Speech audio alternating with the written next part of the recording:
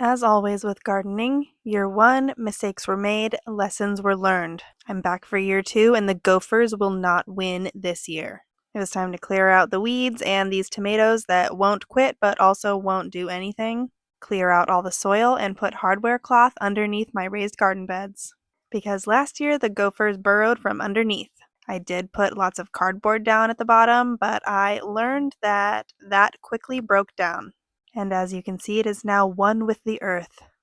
But I got the good stuff this time, a really fine hardware cloth, so hopefully no gophers can bust in, and my plant roots will be safe. Fingers crossed.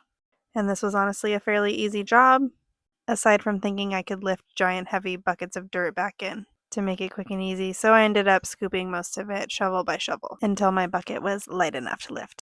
But during the process of doing this to my second garden bed, I encountered this phallic object and had no idea what it was.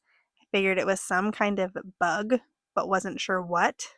And it even kind of wiggled, which creeped me out a bit, but I didn't catch that part on film. At first, I thought it might be like a potato bug larva. I thought about feeding it to the ducks, and then I thought, I don't know, maybe it might be toxic.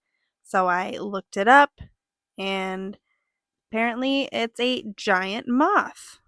And while the caterpillars can kind of wreak havoc on your leaves, they are really good pollinators, and it said if you find them to just put them back in the dirt as deep as you found them. I did end up finding 4.5 of them. Oops, I did chop one while I was digging. Did not mean to. Sorry, moth. But I put them back in the dirt so they can overwinter and hopefully come alive in the spring and go do some pollinating. I'll be interested to see if we see any giant moths around here. But now this project is finished, and I am glad to have that checked off my list so I can finally plant my winter garden.